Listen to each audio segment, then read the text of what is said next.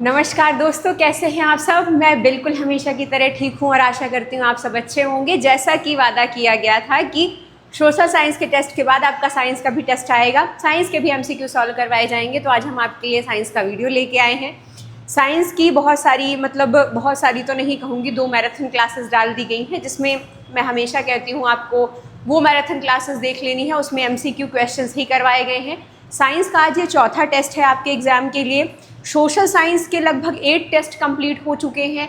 Social science topic wise history, polity, geography, economics, इन सभी के 2-2 वीडियोस हमने मैराथन क्लासेस के रूप में डाल दिए हैं, अपलोड कर दिए हैं। प्लेलिस्ट वाले ऑप्शन में जाके वो वीडियोस देख लीजिएगा। उसमें एमसीक्यू सॉल्व करवाए गए हैं इंपॉर्टेंट, जो आपके एग्जाम में आ सकते हैं। जिनको टॉपिक वाइज पढ़ना है उनके लिए टॉपिक वाइज है प्लेलिस्ट में। जिनको टेस्ट लगाना है, जैसे सोशल साइंस में 4 सब्जेक्ट्स हैं, उनसे रिलेटेड क्वेश्चन आने हैं, तो उनके लिए अलग से टेस्ट भी करवा दिए गए हैं। तो सोशल साइंस के 8 टेस्ट, साइंस का आज ये चौथा टेस्ट है। इसके अलावा साइंस की 2 या 3 आप उसमें जाके देख लीजिएगा मैराथन क्लासेस हैं, जिसमें आपको बहुत सारे क्वेश्चंस, उसमें 100+ क्वेश्चंस उन मैराथन क्लासेस में सॉल्व करवाए गए। बिना किसी देरी के शुरू करते हैं क्लास। और आप सब ने कहा था डेली क्लासेस करिए, तो मैं पूरा प्रयास कर रही हूँ और मेरे द्वारा पूरा प्रयास हो रहा है कि मैं डेली क्लासेस लेके आऊँ आप सभी के लिए। आपके एग्जाम्स तक तो फिर भी डेली क्लास 1 डाल दी जाए, यही प्रयास रहेगा मेरा। चलिए शुरू करते हैं आज का सेशन। पहला क्वेश्चन है, देखिए आप खुद का इवैल्यूएशन करिएगा इन क्वेश्चन से कि आपसे कितने क्वेश्चंस के आंसर बन रहे हैं। आपको खुद का भी इवैल्यूएशन करना है। आपका अगले महीने एग्जाम है, ज़्यादा समय बचा नहीं है। मैक्सिमम टू मैक्सिमम प्रैक्टिस ही करनी है क्वेश्चंस की, चाहे वो साइंस हो, सोशल साइंस हो या कोई भी सब्जेक्ट। क्लियर? चलिए देखिए, कौन सा ऊतक है जो रक्त का निर्माण करता है? बताइए कौन सा ऊतक है जो रक्त का निर्माण करता है? ऑप्शंस दिए गए हैं, संयोजी ऊतक, पेशी ऊतक, तंत्रिका ऊतक या उपकला ऊतक। तो निम्नलिखित में से कौन सा ऊतक है जो रक्त का निर्माण कर रहा है? 1 सेकेंड का समय है आपके पास, लगाइए। टेस्ट चल रहा है ना, तो बताइए, आप खुद इवैल्यूएट करिए खुद को कि आपसे ये आंसर बन रहा है कि नहीं। कौन सा ऊतक है जो रक्त का निर्माण करता है? बताइए। रक्त का निर्माण करता है संयोजी ऊतक। और आप सबको पता है रक्त खुद में एक तरल संयोजी ऊतक है। रक्त क्या है? रक्त एक तरल संयोजी ऊतक है। कभी कभी पूछ लेता है कि रक्त एक कैसा संयोजी ऊतक है, तो तरल संयोजी ऊतक है। क्लियर? और ब्लड में क्या क्या पाया जाता है? आप सबको पता है, आपके ब्लड में प्लाज्मा पाया जाता है, आरबीसीज पाई जाती हैं, डब्ल्यूबीसी पाई जाती हैं, प्लेटलेट्स होती हैं। तो रक्त क्या है? रक्त एक तरल संयोजी ऊतक के रूप में कार्य करता है, जिसमें प्लाज्मा है, आरबीसी है, डब्ल्यूबीसी है, प्लेटलेट्स है। और ये सारी चीज़ें मिलके क्या करती हैं? रक्त के कार्यों को पूरा करती हैं। तो क्या होता है इस तरल संयोजी ऊतक में? मैं लिख देती हूँ। रक्त में क्या क्या होती हैं? देखिए, आरबीसीज होती हैं, लाल रक्त कणिकाएँ, डब्ल्यूबीसी श्वेत रक्त कणिकाएँ, प्लाज्मा होता है रक्त में, प्लेटलेट्स होती हैं रक्त में। मान लीजिए सवाल आ जाए कभी कि निम्नलिखित में से कौन सी ऐसी चीज़ है जो रक्त में नहीं पाई जाती है, तो आपको पता होना चाहिए कि कौन कौन सी चीज़ रक्त में पाई जाती हैं, क्योंकि साइंस है, कैसे भी सवाल पूछ सकता है। आरबीसी क्या करती हैं? लाल रक्त कणिकाएँ। लाल रक्त कणिकाओं का क्या कार्य होता है? बॉडी में ऑक्सीजन का परिवहन करना। डब्ल्यूबीसी क्या कार्य करती हैं? जो हमारी बॉडी का इम्यून सिस्टम है उसको स्ट्रॉन्ग करने का काम करती हैं डब्ल्यूबीसी। क्लियर? प्लेटलेट्स है, प्लाज्मा है, ये सब किस में पाए जाते हैं? ये सब रक्त में पाए जाते हैं। तो आपको ये भी जानना जरूरी है कि रक्त कैसा ऊतक है। रक्त एक तरल संयोजी ऊतक के रूप में काम करता है। और इस तरल संयोजी ऊतक में क्या क्या पाए जाते हैं? डब्ल्यूबीसी, आरबीसी, प्लाज्मा और प्लेटलेट्स पाए जाते हैं। क्लियर? अब जब दूसरे ऊतक दिए गए हैं तो इनको पढ़ लेना भी काम बनता है हमारा, क्योंकि एग्जाम में पूछ लिया तो पेशी ऊतक क्या कार्य करता है? पेशी ऊतक शरीर को गति प्रदान करता है। शरीर को या शरीर की क्रियाओं को गति प्रदान करता है। तो शरीर की क्रियाओं को गति प्रदान करने का काम किसका है? पेशी ऊतक का है। तंत्रिका ऊतक क्या कार्य करता है? पूरे हमारे शरीर में इंफॉर्मेशन का संचारण, जो इंफॉर्मेशन पहुंचाता है वो कौन पहुंचाता है? वो तंत्रिका ऊतक ही पहुंचाता है। तो इसका क्या काम होता है? संदेश पहुंचाना या इंफॉर्मेशन पहुंचाना, संदेश पहुंचाना। और ये उपकला ऊतक क्या है? ये शरीर की सतह को ढकता है, शरीर की सतह को ढकने का काम करता है। मान लीजिए पूछ ले कि शरीर की सतह को ढकने का काम कौन सा ऊतक करता है, तो वो है उपकला ऊतक। तो जब कोई चीज़ पढ़िए तो ऐसे पढ़िए कि हमें किसी भी तरह का क्वेश्चन अगर आता है एग्जाम हॉल में तो हम उसको करने में सक्षम हो सके, और हम इसी तरीके से पढ़ते हैं, आप सबको पता है। तो कौन सा ऊतक है जो रक्त का निर्माण कर रहा है? संयोजी ऊतक है, क्योंकि ब्लड जो है वो स्वयं में एक तरल संयोजी ऊतक है, उनमें ये चीज़ें पाई जाती हैं। पेशी ऊतक क्या कार्य करता है? शरीर को गति प्रदान करने के लिए जिम्मेदार है, शरीर की गति के लिए। तंत्रिका ऊतक संदेश पहुंचाने का काम करता है, और उपकला ऊतक शरीर की सतहों को ढकता है। और उपकला ऊतक का एक और काम होता है ग्रंथियों का निर्माण। ग्रंथियों का निर्माण, तो कभी सवाल आ जाए कि ग्रंथियों का निर्माण निम्नलिखित में से किस ऊतक द्वारा किया जाता है, तो ग्रंथियों का निर्माण उपकला ऊतक द्वारा किया जाता है। क्लियर? तो इतनी चीज़ें याद रखिएगा। और ऐसे ही हमने इसी तरीके से जैसे एमसीक्यू सॉल्व करवाए जा रहे हैं, वैसे ही मैराथन क्लासेस में भी एमसीक्यू करवाए गए हैं सॉल्व। उसमें बहुत सारे क्वेश्चंस करवाए गए हैं एक वीडियो में, तो प्लेलिस्ट वाले ऑप्शन में जाके मैराथन क्लासेस देख लीजिएगा एग्जाम के पहले। कौन? ठीक है, क्लियर? चलिए आगे बढ़ते हैं। तो राइट आंसर इसका हो जाएगा संयोजी। क्लियर? उपकला ऊतक क्या करता है? उपकला ऊतक शरीर की सतह को ढकने का काम करता है, और दूसरा ग्रंथियों के निर्माण में भी सहायक है। तो वो चीज़ें थोड़ा सा याद रखिए। अगला सवाल है सूर्य ग्रहण कब होता है? बताइए सूर्य ग्रहण कब होता है? अभी चंद्र ग्रहण पड़ा था ना, बहुत ज़्यादा चर्चा में रहा था। तो जब सूर्य ग्रहण और चंद्र ग्रहण जिस साल पढ़ते हैं, उस साल या उस समय अगर कोई एग्जाम होता है तो उससे रिलेटेड क्वेश्चन पूछा जाता है। और अभी हाल ही में चंद्र ग्रहण कुछ दिन पहले लगा था। तो बताइए, हम सूर्य ग्रहण का क्वेश्चन है, सूर्य ग्रहण कब होता है? किन स्थितियों में सूर्य ग्रहण होता है? जब पृथ्वी सूर्य और चंद्रमा के बीच होती है, कि जब चंद्रमा पृथ्वी और सूर्य के बीच होता है, जब सूर्य पृथ्वी और चंद्रमा के बीच होती है, या जब चंद्रमा पृथ्वी के पीछे होता है? कब होता है सूर्य ग्रहण? बताइए। तो आप सबको पता है, पहले आप इवैल्यूएशन खुद का करिए कि आप कितने आंसर सही कर पा रहे हैं, फिर तो हम बताने के लिए तय बैठे ही हैं। सूर्य ग्रहण कब पड़ता है? देखिए, सूर्य ग्रहण तब पड़ता है जब सूर्य, ये है सूर्य, जब सूरज और पृथ्वी के बीच कौन आ जाता है? चंद्रमा आ जाता है। ये मून चंद्रमा आ जाता है, और चंद्रमा की छाया किस पे पड़ती है? बताइए। जब सूरज और पृथ्वी के बीच कौन आ रहा है? चंद्रमा आ रहा है, और चंद्रमा की छाया पड़ रही है पृथ्वी, तो वहां पे होता है सूर्य ग्रहण। और ये घटना कब होती है? सवाल पूछा जाता है आपके एग्जाम में कि सूर्य ग्रहण की घटना कब होती है? पूर्णिमा में, अमावस्या में, कब होती है? तो अमावस्या में होती है। सूर्य ग्रहण की जो घटना है कब होती है? अमावस्या में। ये सवाल बहुत पूछा जाता है, अमावस्या में होती। सूर्य ग्रहण कब पड़ता है? अमावस्या में। और चंद्र ग्रहण इसके अपोजिट, चंद्र ग्रहण तब पड़ता है जब पूर्णिमा होती। तो यही अंतर आपको यहाँ पे जानना है। अभी हम चंद्र ग्रहण के बारे में भी जान लेंगे, तो सूर्य ग्रहण और चंद्र ग्रहण का कंफ्यूजन आपका दूर हो जाएगा। अभी हाल ही में कुछ दिन पहले चंद्र ग्रहण पड़ा है, तो सवाल पूछने की संभावना है। तो सूर्य ग्रहण कब होता है? जब सूरज और पृथ्वी के बीच कौन आ रहा है? चंद्रमा। और सूर्य ग्रहण कब पड़ता है? सूर्य ग्रहण अमावस्या में पड़ता है। अब देखिए चंद्र ग्रहण कब होता है? चंद्र ग्रहण, ये चंद्र ग्रहण तब पड़ता है जब सूरज, ये है सूरज, सन,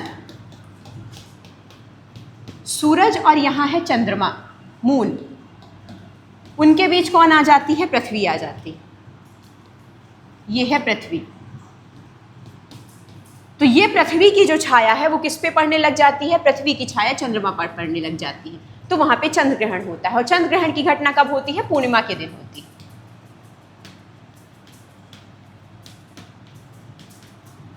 पूर्णिमा।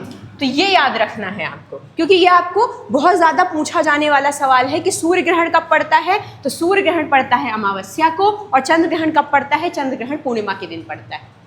क्लियर? और कैसे पड़ता है वो आप देख ही पा रहे हैं कि सूर्य ग्रहण कब होता है? जब सूरज और पृथ्वी के बीच कौन आ रहा है? चंद्रमा आ रहा है। और चंद्र ग्रहण कब पड़ रहा है? जब सूरज और चंद्रमा के बीच पृथ्वी आ रही है और पृथ्वी की छाया चंद्रमा पर पड़ती है। सूर्य ग्रहण कब पड़ता है? सूर्य ग्रहण अमावस्या में होता है, और चंद्र ग्रहण पूर्णिमा में होता है। ये सवाल पूछा जाता है, इसके लिए प्रिपेयर रहिएगा। तो सूर्य ग्रहण कब होता है बता दीजिए। अब सूर्य ग्रहण कब हो रहा है? जब सूरज और पृथ्वी के बीच कौन आ रहा है? चंद्रमा आ रहा है। यही कहा गया है कि जब पृथ्वी सूरज चंद्रमा के बीच होती है, गलत। जब पृथ्वी सूरज चंद्रमा के बीच होती है तब तो चंद्र ग्रहण पड़ रहा है, तो ये तो गलत हो जाएगा। दूसरा, जब चंद्रमा पृथ्वी और सूर्य के बीच होता है, जब चंद्रमा पृथ्वी और सूर्य के बीच होता है तो राइट आंसर हो जाएगा बी। इसमें कुछ सोचना ही नहीं था लगाने के पहले कि जब मून सन और अर्थ के बीच होता है तो क्या पड़ता है, सूर्य ग्रहण पड़ता है। सूर्य ग्रहण कब पड़ता है, अमावस्या को पड़ता है। चंद्र ग्रहण कब पड़ता है, जब सूरज और चंद्रमा के बीच पृथ्वी आ जाती है और पृथ्वी की छाया चंद्रमा पर पड़ती है। और चंद्र ग्रहण कब पड़ता है, पूर्णिमा के लिए। सवाल पूछेगा चंद्र ग्रहण कब पड़ता है, पूर्णिमा अमावस्या, तो पूर्णिमा में पड़ता है। क्लियर? चलिए आगे बढ़ते हैं। इसी तरीके से पढ़ेंगे ताकि थोड़ा सा वो रटने वाले जोन से हम बाहर निकलें, हम थोड़ा सा समझ के चलेंगे तो चीज़ें हमेशा याद रह जाएंगी, बार बार रिवीजन करने का की ज़रूरत नहीं पड़ेगी आपको। मनुष्य के शरीर का सबसे बड़ा अंग कौन सा है? मनुष्य के शरीर का सबसे बड़ा अंग कौन सा है? और आपके सामने ऑप्शंस हैं, यकृत, मस्तिष्क, त्वचा, फेफड़े। मनुष्य के शरीर का सबसे बड़ा अंग कौन सा है? आधा सेकंड का समय है आपके पास इस क्वेश्चन के लिए, बताइए। मनुष्य के शरीर का सबसे बड़ा अंग कौन सा है? बताइए। मनुष्य के शरीर का जो सबसे बड़ा अंग है वो है त्वचा। क्लियर? त्वचा क्या करती है? जो हमारे शरीर की त्वचा, हमारी मैक्सिमम बॉडी में क्या उपस्थित है? बॉडी के मैक्सिमम पार्ट में हमारी स्किन ही है, त्वचा ही है। आप हाथ में देख लीजिए, आप चेहरे में देख लीजिए, हर जगह क्या है, स्किन है। तो मानव शरीर का सबसे बड़ा अंग कौन सा है? त्वचा है। दूसरी चीज़ की यकृत क्या काम करता है? देखिए, एक सेकेंड में पानी पी लेती हूँ, तब तक आप करिए इस क्वेश्चन को।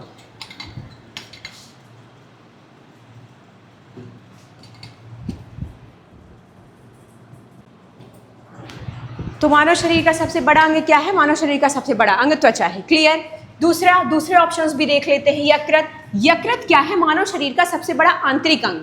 मानव शरीर का सबसे बड़ा आंतरिक अंग पूछे कि मानव शरीर का सबसे बड़ा आंतरिक अंग कौन सा है, तो वो यकृत है, आंतरिक अंग।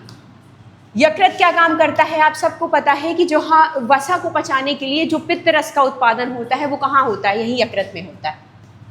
वसा के पाचन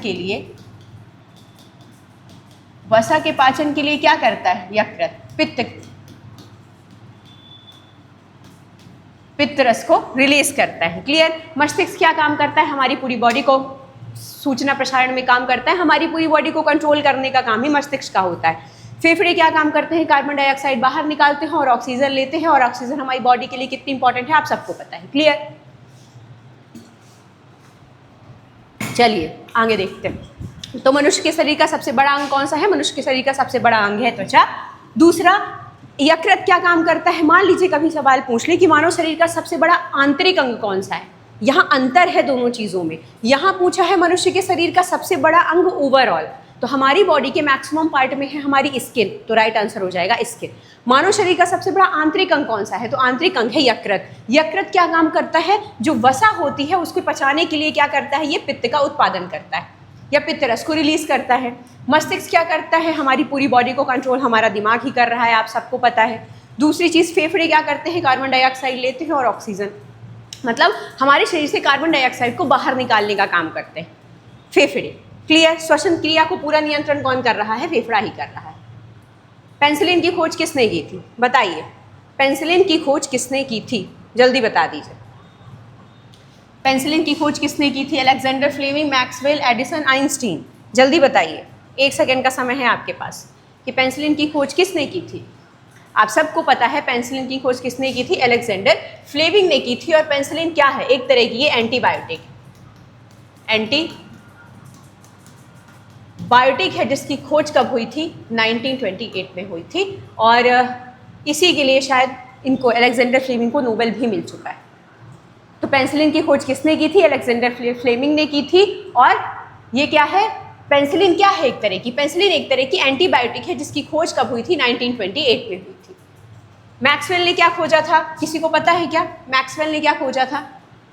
विद्युत चुंबकीय सिद्धांत। मैक्सवेल ने क्या खोजा था? विद्युत चुंबकीय सिद्धांत। प्रकाश कैसी तरंग है? विद्युत चुंबकीय तरंग है ना।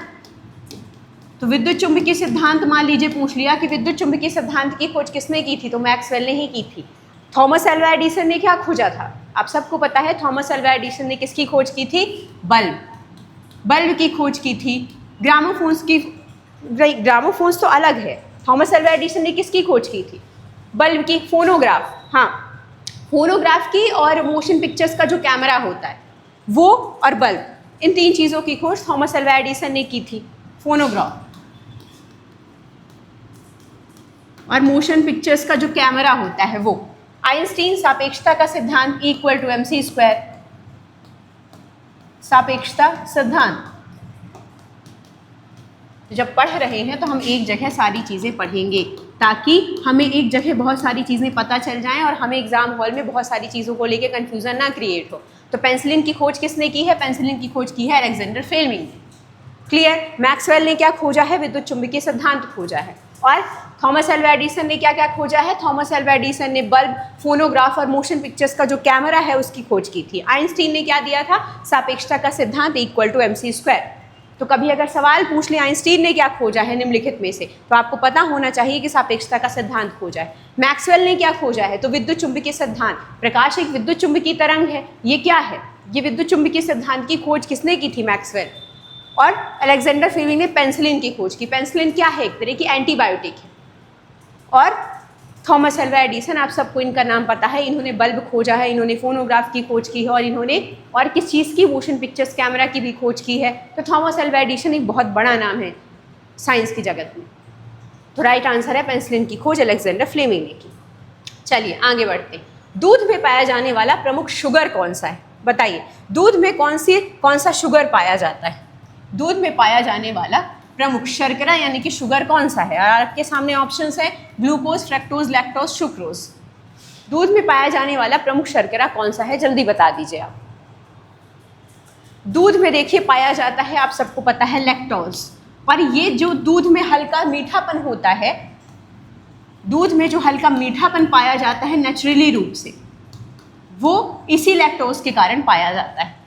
क्लियर? ग्लूकोज किस में होता है? ग्लूकोज होता है अनाज, पेड़ पौधों में स्पेसिफिकली पाया जाता है। जो ग्लूकोज पाया जाता है वो पौधों में होता है, पेड़ पौधों में होता है, जैसे अनाजों में, फलों में, इनमें पाया जाता है। फ्रक्टोज किस में होता है? फ्रक्टोज होता है शहद और फलों में पाया जाता है। और सुक्रोज आप सबको पता है, जो दानेदार शुगर हम लोग कंज्यूम करते हैं वो होती है सुक्रोज। और ये किससे मिलती है? गन्ने से, चुकंदर से।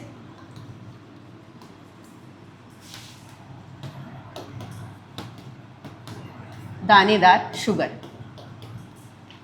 तो दूध में पाया जाने वाला प्रमुख शर्करा कौन सा है? जो दूध में पाया जाता है वो प्रमुख है लैक्टोज।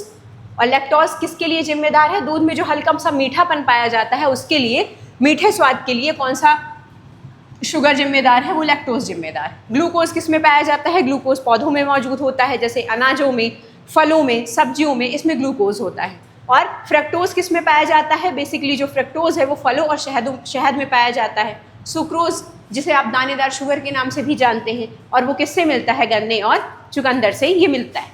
क्लियर? चलिए, इतनी चीज़ें आपको यहाँ पे क्लियर हो गई होंगी कि दूध में पाया जाने वाला प्रमुख शुगर लैक्टोज। कभी सवाल पूछ ले कि ग्लूकोज किस में पाया जाता है, तो आपको पता होना चाहिए कि पेड़ पौधों जैसे अनाजों में पाया जाता है। पूछ ले कि शहद में कौन सी शुगर पाई जाती है, तो शहद में फ्रक्टोज पाई जाती है। दानेदार शुगर जिसे हम कंज्यूम करते हैं वो किन से मिलती है? गन्ने से मिलती है, चुकंदर से मिलती है। और उसे क्या कहा जाता है जिसे हम कंज्यूम करते हैं? उसे सुक्रोज कहा जाता है। क्लियर? तो थोड़ा सा इतना बेसिक नॉलेज साइंस का आपको होना ज़रूरी है। ये बेसिक नॉलेज अगर रहेगा तो एग्जाम हॉल में यही छोटी छोटी चीज़ें पूछी जाती हैं। बहुत बड़ा कोई आपसे आके आविष्कार नहीं पूछ रहा है कोई, यही छोटी छोटी चीज़ें, और यही छोटी छोटी चीज़ें सिली मिस्टेक्स भी कराती हैं आपकी। क्योंकि अगर ये चीज़ें बन जाए ना एग्जाम हॉल में तो आपका सिलेक्शन पक्का हो जाता है।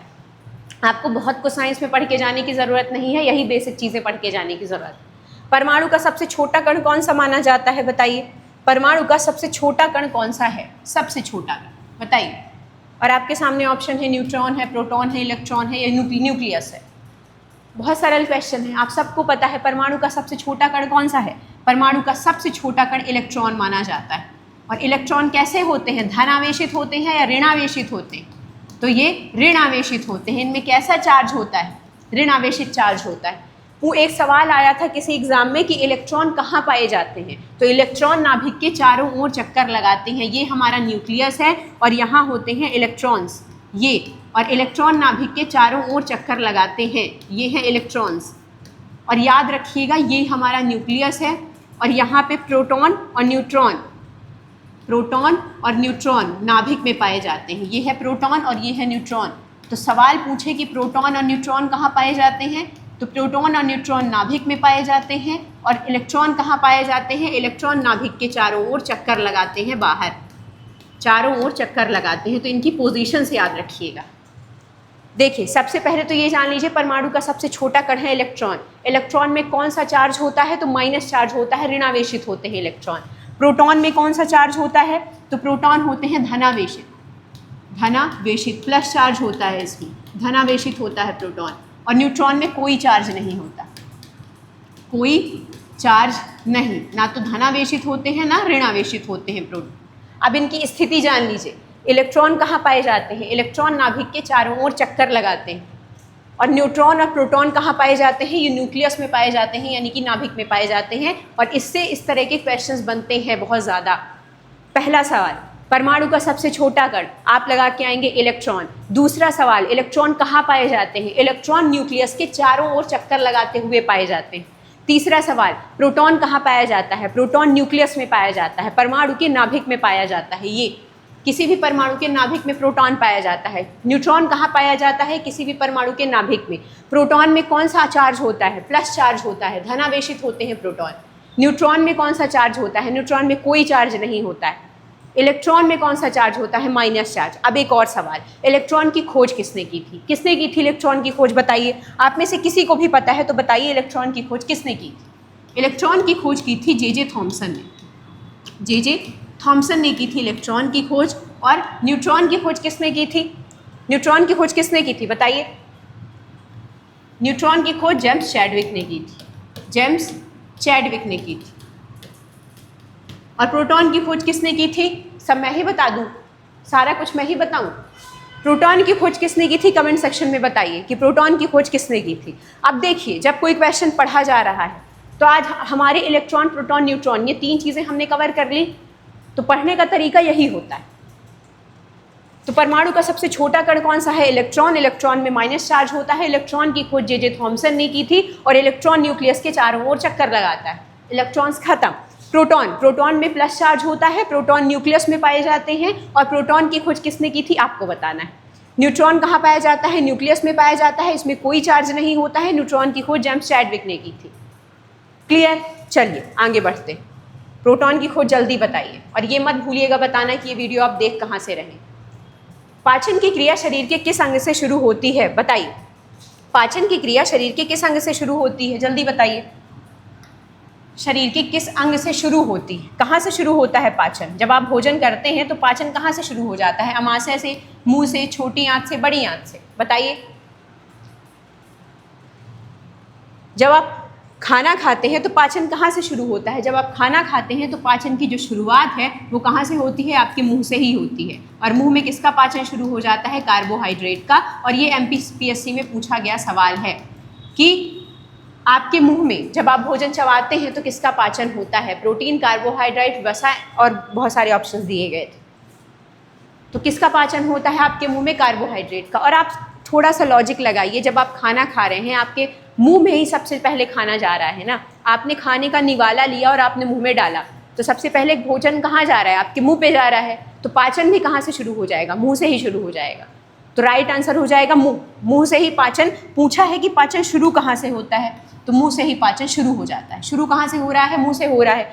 अब सवाल पूछ लेगा कि मुंह में किस चीज़ का पाचन होता है, तो मुंह में होता है कार्बोहाइड्रेट का पाचन। अमाशय में किसका पाचन होता है, ये सवाल भी पूछा जाता है। अमाशय में प्रोटीन का पाचन होता है। और आपको सबको मैंने बताया है यकृत। अभी मैंने यकृत में क्या बताया, यकृत में वसा का पाचन होता है। और यकृत क्या करता है, पित्त रस का उत्पादन करता है, पित्त रस को रिलीज करता है वसा के पाचन के लिए। छोटी आंत क्या करती है, सबसे ज़्यादा भोजन का पाचन छोटी आंत में ही होता है। और छोटी आंत क्या करती है, सारे पोषक तत्वों का अवशोषण करती है।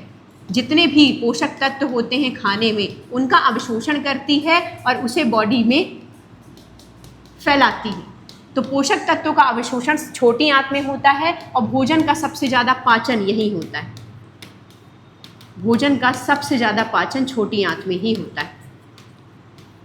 तो सवाल कभी कभी ये भी पूछता है कि भोजन का जो सबसे ज़्यादा पाचन है वो कहाँ होता है, तो वो छोटी आंत में होता है। छोटी आंत क्या करती है, सारे पोषक तत्वों का अवशोषण करती है। बड़ी आंत का काम क्या होता है, जब पोषक तत्व छोटी आंत से निकल के जो भी अपशिष्ट, जैसे पोषक तत्वों का अवशोषण बॉडी ने कर लिया, अब बचा क्या, अवशिष्ट पदार्थ बॉडी में बचे, वो अपशिष्ट पदार्थ बड़ी आंत में जाते हैं। वेस्ट जो होता है वो बड़ी आंत में जाता है, क्योंकि जितना हमें हमारे बॉडी को ज़रूरत थी वो तो छोटी आंत ने सोख लिया। वेस्ट जाता है बड़ी आंत में। बड़ी आंत जो अपशिष्ट होता है यानी कि वेस्ट होता है, उससे नमक और पानी को एब्जॉर्ब कर लेती है। नमक एब्जॉर्ब करती है और बड़ी आंत पानी एब्जॉर्ब कर लेती है। और जब बड़ी आंत नमक एब्जॉर्ब कर लेती है और पानी एब्जॉर्ब कर लेती है, तो फिर हमारी बॉडी से जो अपशिष्ट पदार्थ है वो बाहर निकल जाता है उसके बाद। तो ये होती है पूरी प्रोसेस पाचन की। तो पाचन की क्रिया शरीर के किस अंग से शुरू होती है, तो मुंह से शुरू होती है। मुंह में किस चीज़ का पाचन होता है, तो कार्बोहाइड्रेट का पाचन होता है। अमाशय में किस चीज़ का पाचन होता है, प्रोटीन का पाचन होता है। लीवर में, यकृत में किस चीज़ का पाचन होता है, तो लीवर में वसा का पाचन होता है। और अभी मैंने बताया है क्योंकि वहाँ पित्तरस का उत्पादन होता है, तो फैट का वहाँ हो जाता है। छोटी आंत पोषक तत्वों का अवशोषण कर लेती है और सबसे ज़्यादा पाचन भोजन का छोटी आंत में ही होता है। बड़ी आंत क्या करती है, जब भोजन पच के जो वेस्ट होता है वो बड़ी आंत में जाता है, तो बड़ी आंत उस वेस्ट से नमक और पानी को एब्जॉर्ब कर लेती है और उसके बाद जो अपशिष्ट पदार्थ है वो शरीर से बाहर निकल जाता है। तो शरीर पूछा था कि किस अंग से शुरू होती है पाचन प्रक्रिया, तो ये कहाँ से शुरू हो जाती है, मुंह से ही शुरू हो जाती है। हम जैसे ही भोजन करते हैं और मुंह में होता है कार्बोहाइड्रेट का पाचन, अमाशय में होता है प्रोटीन का, छोटी आंत में पोषक तत्वों का अवशोषण। क्लियर? तो थोड़ा सा ऐसे ही चीज़ें पढ़ते चले जाएंगे, चीज़ें आसान हो जाएंगी, आपके एग्जाम तक टेस्ट होते चले जाएंगे। मैक्सिमम टू मैक्सिमम क्वेश्चन आपको थ्योरी के साथ समझ में आएगा। सूर्य का कौन सा भाग हमें दिखाई देता है, सूर्य का कौन सा भाग है जो हमें दिखाई देता है, chromosphere, photosphere, core, corona.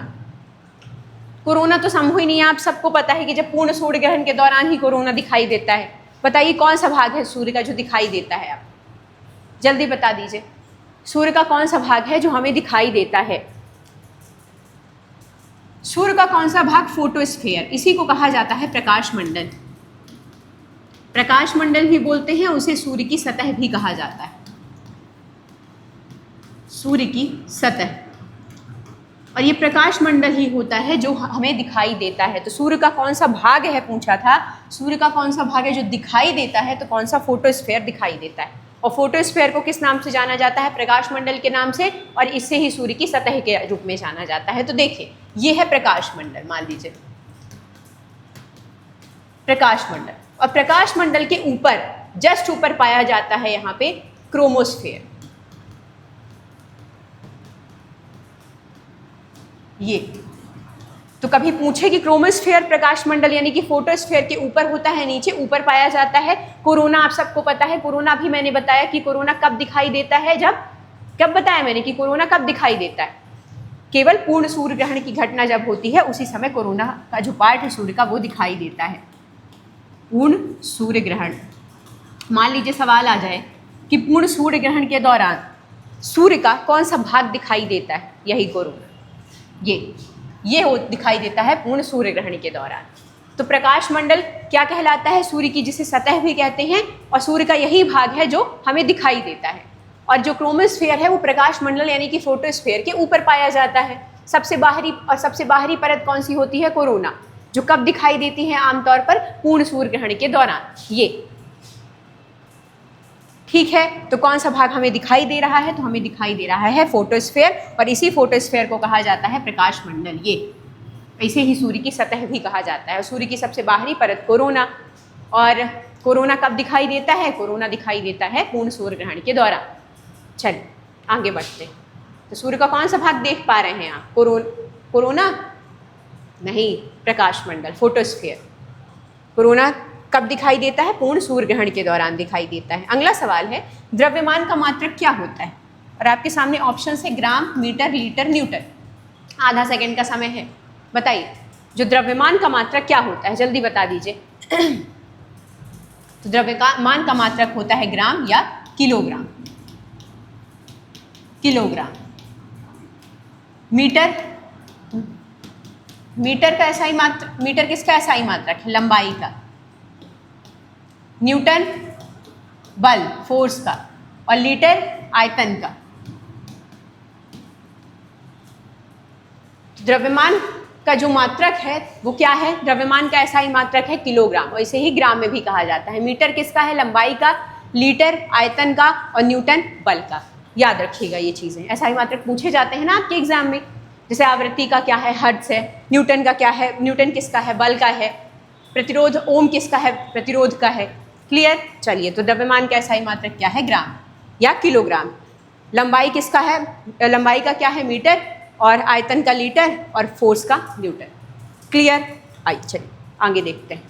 DNA की खोज किसने की थी? लेकिन मेरा यहाँ पे सवाल है कि डीएनए की डबल हेलिक्स की खोज किसने की थी? चलिए मैं आपसे ये पूछ रही हूँ कि डीएनए का जो डबल हेलिक्स है, मैं यहाँ पे फोटो लगाना भूल गई हूँ, मुझे यहाँ पे फोटो लगाना था ताकि आपको थोड़ा सा और अच्छे से समझ में आता। डबल हेलिक्स, डीएनए के डबल हेलिक्स,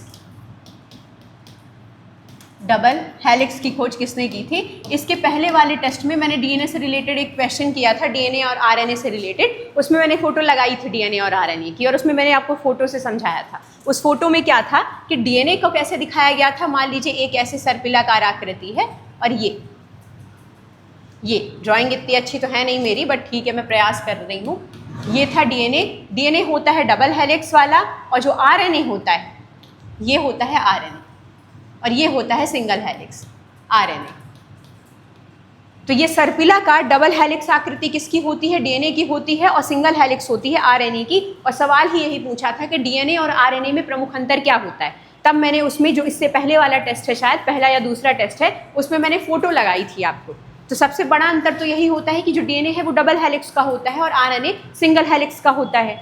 डीएनए का फुल फॉर्म क्या होता है? डीऑक्सी राइबो न्यूक्लिक एसिड, और आरएनए का राइबो न्यूक्लिक एसिड। तो डीएनए का full form deoxy ribo nucleic acid. Clear? अब देखिए कि इस डबल हेलिक्स की खोज किसने की थी, ये पूछ रहा है कि डीएनए की इस डबल हेलिक्स की खोज किसने की थी। ऑप्शंस दे रहा है आपके सामने। चार्ल्स डार्विन ने की थी, न्यूटन ने की थी, वॉटसन और क्रिक ने की थी, और आइंस्टीन ने की थी। तो देखिए ये होता है कि जब हम कई सारी चीज़ें पढ़ चुके होते हैं। हमने अभी जाना कि आइंस्टीन ने क्या खोजा था? सापेक्षता का सिद्धांत। तो ये तो होगा नहीं, हमने जाना ना, अभी हमने पढ़ा है कि आइंस्टीन ने क्या खोजा है? सापेक्षता का सिद्धांत खोजा है। तो ये तो होगा नहीं। तो जब आपको कई सारे ऑप्शंस में चीज़ें पता होती हैं तो आप अपने आप एलिमिनेट कर सकते हैं चीज़ों को। तो आइंस्टीन ने तो ये खोजा है। अब बताइए डीएनए की खोज किसने की थी? जल्दी बता दीजिए कि डीएनए की खोज किसने की थी? डीएनए के डबल हेलिक्स की खोज की थी वॉटसन और क्रिक ने। मैंने क्या कहा? आपको क्या बताना है? डीएनए के डबल हेलिक्स। डबल हेलिक्स की खोज की थी वॉटसन और क्रिक ने, और डीएनए की पहचान सबसे पहले किसने की थी? फ्रेडरिक मीशर। इनका नाम भी आता है डीएनए की पहचान, फ्रेडरिक मीशर। इन्होंने क्या की थी? डीएनए की पहचान की थी।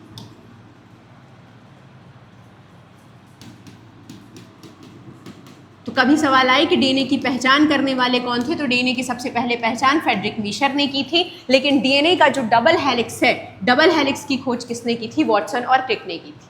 और सवाल ये डबल हेलिक्स वाला इंपॉर्टेंट है क्योंकि आया हुआ सवाल।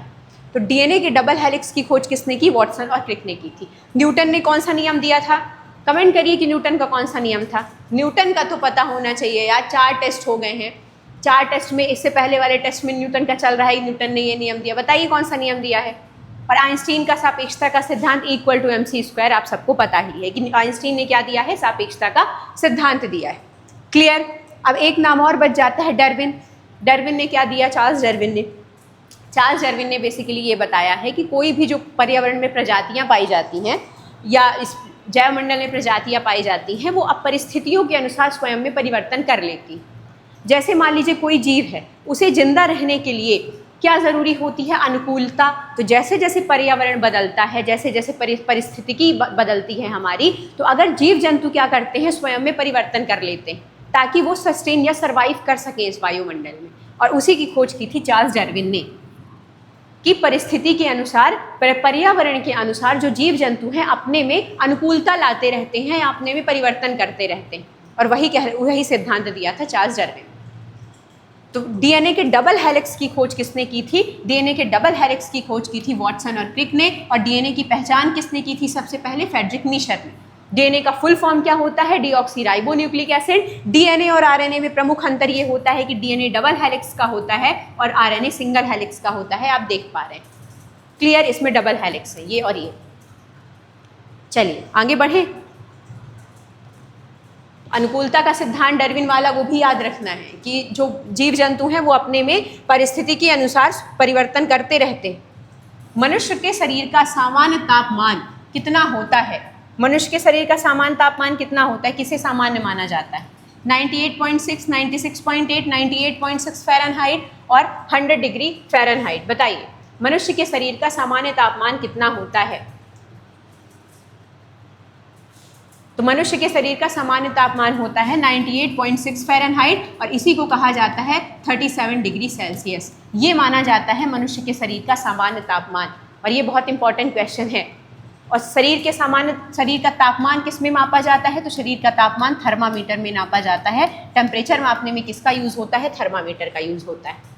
तो मनुष्य के शरीर का तापमान कितना होता है? मनुष्य के शरीर का तापमान, सामान्य तापमान कितना होता है? 98.6 फ़ारेनहाइट, और जिसे अगर डिग्री सेल्सियस में मापा जाए तो 37 डिग्री सेल्सियस। क्लियर? चलिए ये याद रखिएगा, फैक्चुअल क्वेश्चंस भले है पूछा जाता है बहुत ज़्यादा कि मनुष्य के शरीर का तापमान नॉर्मल कितना होता है। 98.6 फ़ारेनहाइट में भी याद रखना है और यहाँ डिग्री सेल्सियस में भी पूछ सकता है, तो डिग्री सेल्सियस में भी याद रखना है कि 37 डिग्री सेल्सियस होता है। चलिए किस में मापा जाता है तापमान? थर्मामीटर। जल का घनत्व अधिकतम कब होता है? जल का घनत्व अधिकतम कब होता है? जल्दी बताइए। जल का जो घनत्व है वो सबसे ज़्यादा कब होता है? कितने डिग्री सेल्सियस पर होता है? 0 डिग्री, 4 डिग्री, 10 डिग्री सेल्सियस या 100 डिग्री सेल्सियस? आधा सेकंड का टाइम है, बताइए जल का घनत्व सबसे ज़्यादा कब होता है?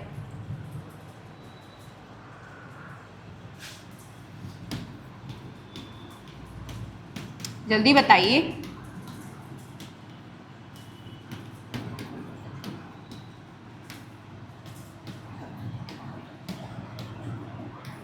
कब होता है जल का घनत्व अधिकतम? बताइए, आपने पढ़ा होगा, टेस्ट चल रहा है, सब मैं ही बताऊंगी। जल का घनत्व सबसे ज़्यादा कब होता है? बताइए। जल का घनत्व सबसे ज़्यादा होता है 4 डिग्री सेल्सियस पे। और 4 डिग्री सेल्सियस पे क्या होता है? इस तापमान पर, इस टेम्परेचर पर जो शुद्ध पानी का जो आयतन है वो न्यूनतम हो जाता है।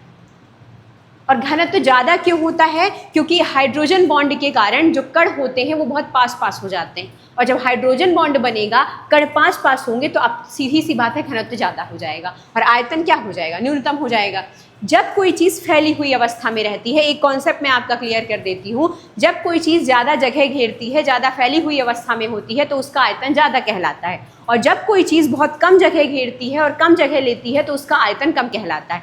पहली चीज़। दूसरी चीज़ पूछा है कि जल का घनत्व अधिकतम कब होता है और किस टेम्परेचर पर होता है? तो जल का घनत्व 4 डिग्री सेल्सियस, अगर इसे फ़ारेनहाइट में कहा जाए तो 39.2 फ़ारेनहाइट। तो दोनों याद रखिएगा, इस वजह से, क्योंकि हो सकता है डिग्री सेल्सियस में पूछ ले या हो सकता है फ़ारेनहाइट में पूछ ले। ऑप्शंस में फ़ारेनहाइट्स दिए रहे, तो इन दोनों को याद रखना है कि जल का घनत्व सबसे ज़्यादा कब होता है? 4 डिग्री सेल्सियस में होता है, और अगर फ़ारेनहाइट में पूछेगा तो 39.2 फ़ारेनहाइट। ये आपको ये याद रखना है। और इस तापमान पर क्या होता है? जो शुद्ध पानी का जो आयतन होता है वो न्यूनतम हो जाता है। क्यों न्यूनतम हो जाता है? क्योंकि यहाँ बनते हैं हाइड्रोजन बॉन्ड। हाइड्रोजन बॉन्ड, और हाइड्रोजन बॉन्ड के कारण क्या होता है? जो जल के अणु होते हैं वो पास पास आ जाते हैं। हाइड्रोजन बॉन्ड बना तो जो जल के अणु हैं वो पास पास आ गए। जल के अणु पास पास, तो जब जल के अणु पास पास है तो घनत्व ज़्यादा होगा या कम होगा? घनत्व ज़्यादा हो जाएगा। तो इसलिए इस टेम्परेचर पर जो घनत्व है पानी का वो सबसे ज़्यादा होता है। और टेम्परेचर कितना? 4 डिग्री सेल्सियस। मान लीजिए ऑप्शन में फ़ारेनहाइट्स में दे दे, तो फ़ारेनहाइट याद रखिएगा 39.2 फ़ारेनहाइट। 39.2 फ़ारेनहाइट है ये। क्लियर? और क्यों होता है? क्योंकि इस टेम्परेचर पर, इस तापमान पर, 4 डिग्री सेल्सियस के तापमान पर, इस तापमान पर जो शुद्ध पानी का आयतन है वो न्यूनतम हो जाता है। और न्यूनतम क्यों हो जाता है? क्योंकि हाइड्रोजन बॉन्ड बनता है और उसमें जल के अणु पास पास हो जाते हैं, इस वजह से घनत्व ज़्यादा चला जाता है। और अगर याद रखिएगा कि अगर 4 डिग्री सेल्सियस के ऊपर या नीचे टेम्परेचर है तो जल का घनत्व कम हो जाता है। अगर 4 डिग्री सेल्सियस के ऊपर घनत्व चला जाएगा, ऊपर टेम्परेचर चला जाएगा या कम टेम्परेचर जाएगा, तो वैसे ही घनत्व कम हो जाएगा। क्लियर? इतना अगर आपको नहीं समझना है कोई दिक्कत नहीं है, परेशान नहीं होना है, सिर्फ इतना समझिए कि जल का घनत्व सबसे ज़्यादा कब होता है?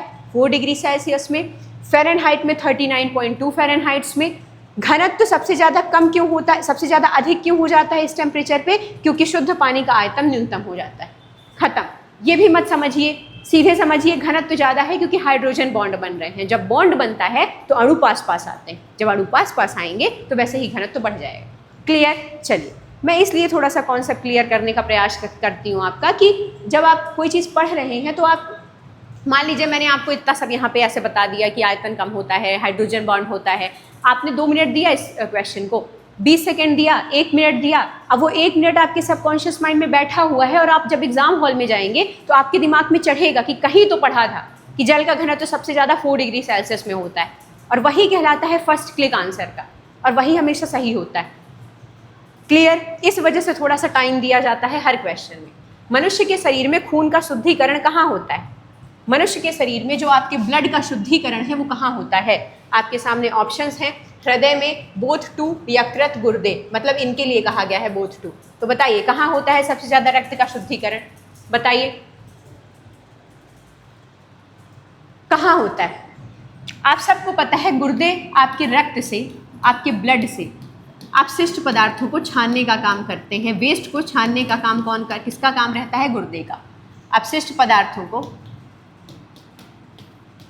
छानने का काम करते हैं। तो अपशिष्ट पदार्थों को छानने का काम किसका हो जाता है? गुर्दों का हो जाता है। और यकृत क्या करता है? हानिकारक पदार्थों को शरीर से बाहर निकालता है। बात दोनों का सेम ही है, दोनों सेम ही काम करते हैं। हानिकारक पदार्थों को शरीर से बाहर निकालता है। तो ब्लड का शुद्धिकरण क्या मतलब क्या होता है? कि ब्लड में जो भी अपशिष्ट पदार्थ है, जो भी वेस्ट है, उसको शरीर से बाहर निकालना। तो उसको शरीर से बाहर निकालने का काम कौन करता है? जैसे अमोनिया है, तो अमोनिया हमारे यूरिन के थ्रू बाहर निकलती है। जब हम पानी पीते हैं तो पानी में वो डिजॉल्व होती है और उसके बाद हमारे यूरिन के थ्रू बाहर निकल जाती है।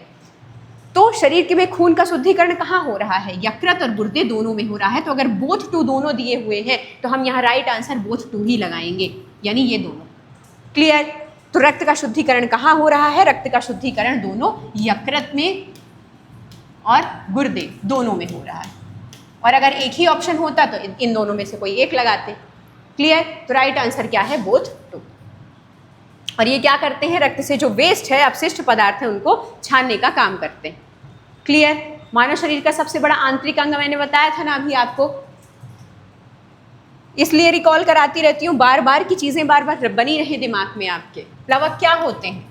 जल में रहने वाले सूक्ष्म जीव, पहाड़ में पाए जाने वाले जीव, रेगिस्तान में पाई जाने वाली घास या कोई नहीं। प्लवक क्या होते हैं बताइए जल्दी से। प्लवक किन्हें कहा जाता है? प्लैंक्टन्स किन्हें कहा जाता है? बताइए। प्लवक्स वो होते हैं जो पौधे में पाए जाते हैं, जलीय जीव होते हैं। जलीय जीव जल में पाए जाते हैं, जैसे शैवाल है, जल में पाए जाते हैं ना। और आपने देखा होगा ये पानी में तैरते हुए रहते हैं, पानी में तैरते हुए रहते हैं। तो राइट आंसर क्या हो जाएगा? प्लैंक्टन्स क्या होते हैं? जल में रहने वाले सूक्ष्म जीव। और जल में रहने वाले सूक्ष्म जीव जैसे शैवाल, और ये क्या होते हैं? जलीय जीव होते हैं जो पानी में तैरते रहते हैं। अब प्लैंक्टन्स भी 2 प्रकार के होते हैं। जैसे ये प्लैंक्टन्स हैं, प्लवक हैं, एक सेकेंड, ये प्लवक हैं, ये 2 प्रकार के होते हैं। पहला होता है फाइटोप्लैंक्टन, फाइटोप्लैंक्टन,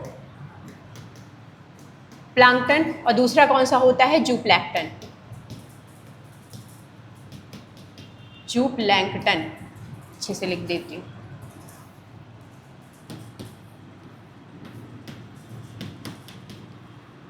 जूप्लैंक्टन, मान लीजिए पूछ लिया कि जो प्लवक हैं या प्लैंक्टन्स हैं वो कितने प्रकार के होते हैं, तो याद रखिएगा फाइटोप्लैंक्टन।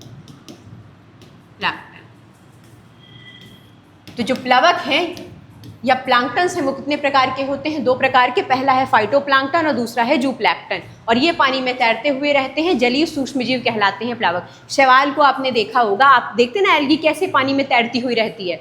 जहाँ पानी थोड़ा सा सही नहीं होता है वहाँ पे तैरते हुए आपने देखा होगा शैवालों को। तो शैवाल कैसे होते हैं? जलीय जीव होते हैं बेसिकली, उन्हीं को प्लैंक्टन्स बोला जाता है। और प्लैंक्टन्स 2 प्रकार के होते हैं, फाइटोप्लैंक्टन और जूप्लैंक्टन। तो कभी सवाल आए तो याद रखिएगा। तो प्लवक क्या है? प्लैंक्टन्स क्या है? जल में रहने वाले सूक्ष्म जीव जो जल में रहते हैं, उन्हें क्या कहा जाता है? उन्हें कहा जाता है प्लैंक्टन्स। और जल में रहने वाले जलीय जीव हैं जैसे शैवाल। चलिए आगे बढ़ते हैं। मेंडल ने आनुवंशिकता के सिद्धांत का अध्ययन किस पौधे पर किया था? बताइए, मेंडल ने आनुवंशिकता के सिद्धांत का अध्ययन किस पौधे पर किया था? बहुत सरल सवाल है। जो आनुवंशिकता का जो सिद्धांत है उसका अध्ययन किस पौधे पर किया गया था? मटर, गेंदा, टमाटर, सूरजमुखी। हम सब बचपन से पढ़ते आ रहे हैं आनुवंशिकता के सिद्धांत का अध्ययन मटर के पौधे में किया गया था। और मटर के पौधे में क्यों किया गया था? अब सवाल ऐसे आता है कि मटर का पौधा ही क्यों? तो मटर का पौधा इसलिए क्योंकि इसे आसानी से उगाया जा सकता है, आसानी से इसे उगाया जा सकता है, आसानी से उगाया जा सकता है। मटर स्वपरागण करता है, स्वयं से परागण कर लेता है, स्वपरागण करता है। और मटर हर साल उगाया जा सकता है, हर साल उगाया जा सकता है, हर साल उगाया जा सकता है। इस वजह से मटर का पौधा ही चुना गया। तो मटर हमेशा पूछा जाता है किस पौधे को चुना गया आनुवंशिकता के लिए? सब जानते हैं मटर को, लेकिन मटर ही क्यों? इंपॉर्टेंट वो हो जाता है। मटर इसलिए क्यों? क्योंकि इस मटर के पौधे को आसानी से उगाया जा सकता है। दूसरा, इसके ये पौधे जो हैं वो आसानी से स्वपरागण कर लेते हैं और इन्हें हर साल बोया जा सकता है। क्लियर? और इसे ही किस नाम से जाना जाता है मटर को? तो इसका नाम याद रखिएगा, पाइसम सैटिवम। यहाँ लिख देती हूँ मैं, पाइसम सैटिवम।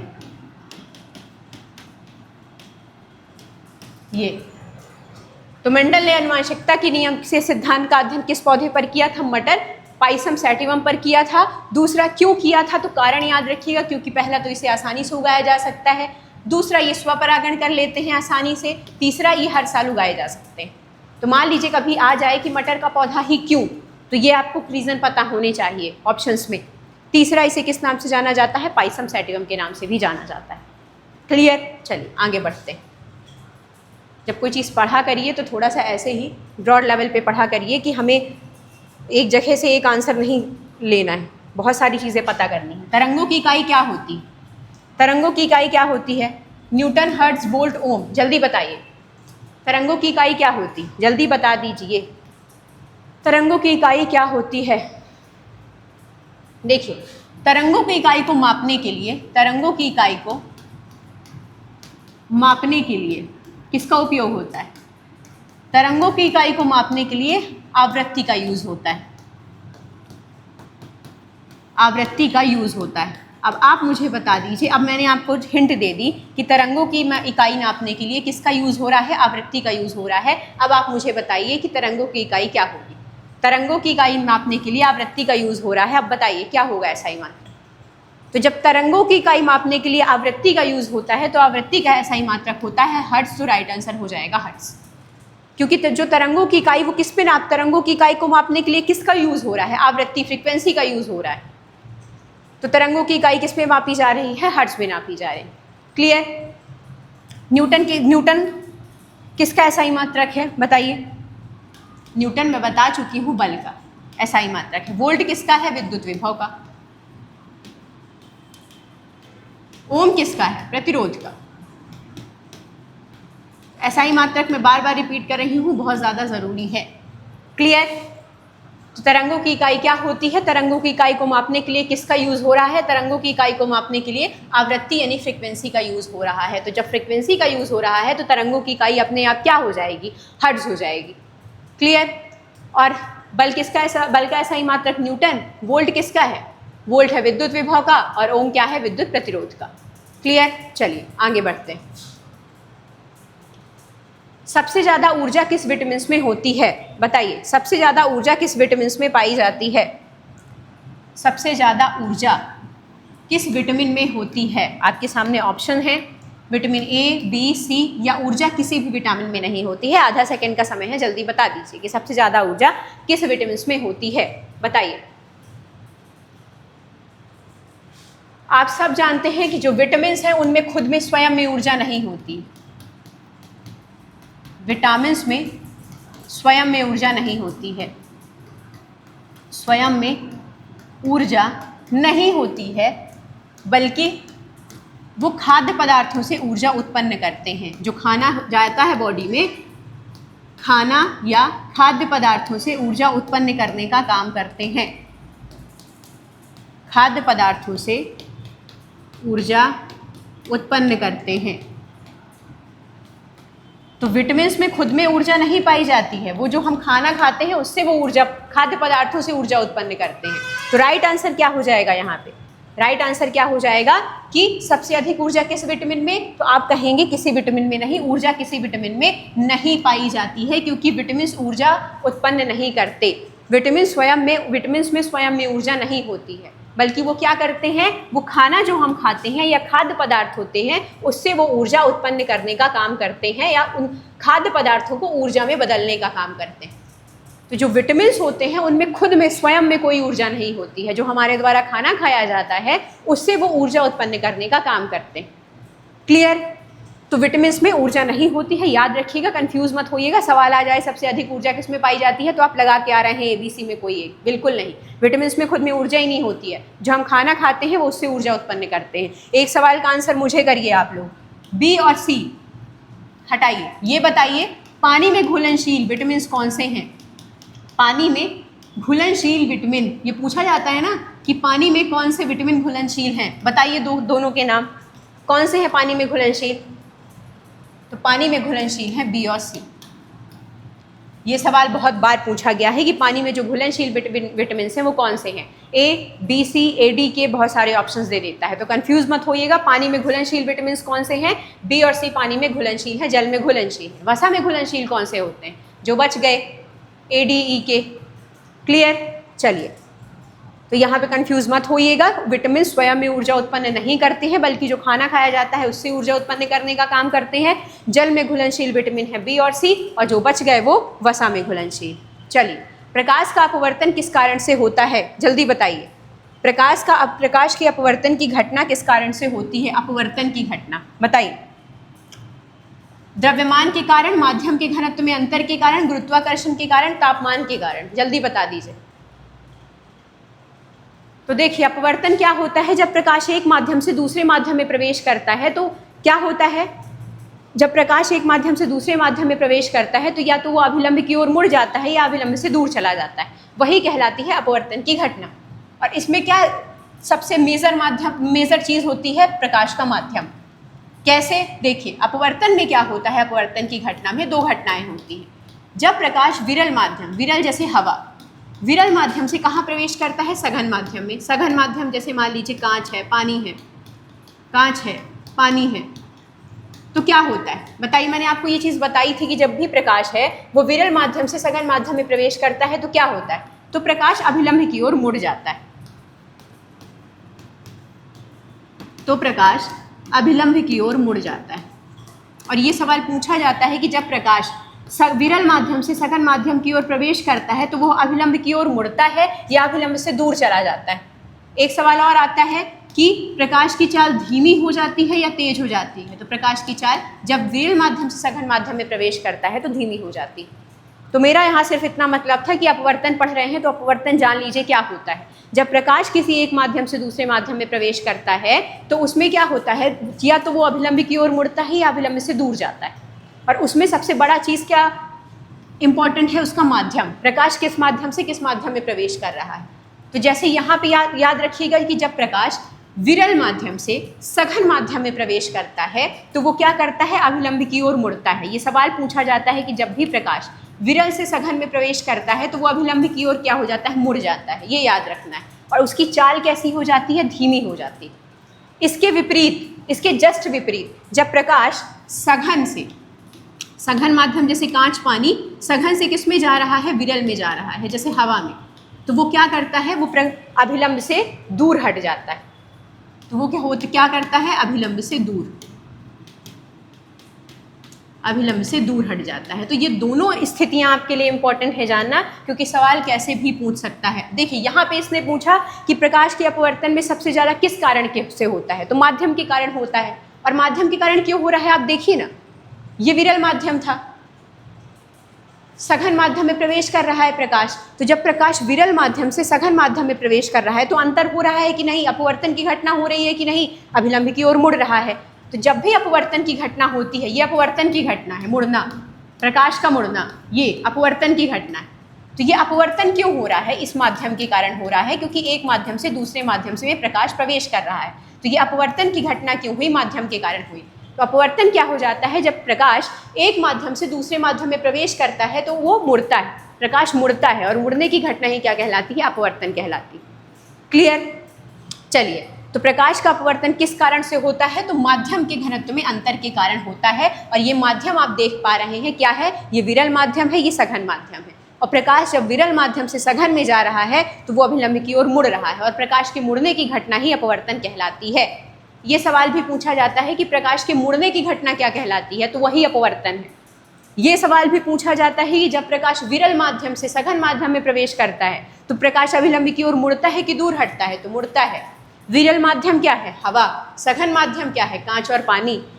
ऑप्शंस दे देता है, निम्नलिखित में से विरल माध्यम क्या है? कांच, पानी, हवा। तो आपको लगा के आना है हवा।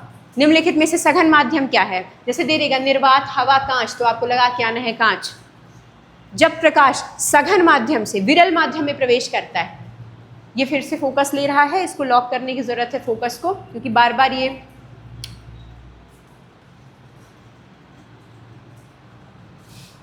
तो जब प्रकाश सघन से विरल माध्यम में प्रवेश करता है तो क्या होता है? अभिलंब से प्रकाश दूर हट जाता है। तो ये दोनों स्थितियां याद रखिएगा। जब विरल से सघन में जा रहा है तो अभिलंब की ओर मुड़ता है, और उल्टा जब सघन से विरल में जा रहा है तो प्रकाश अभिलंब से दूर चला जाता है।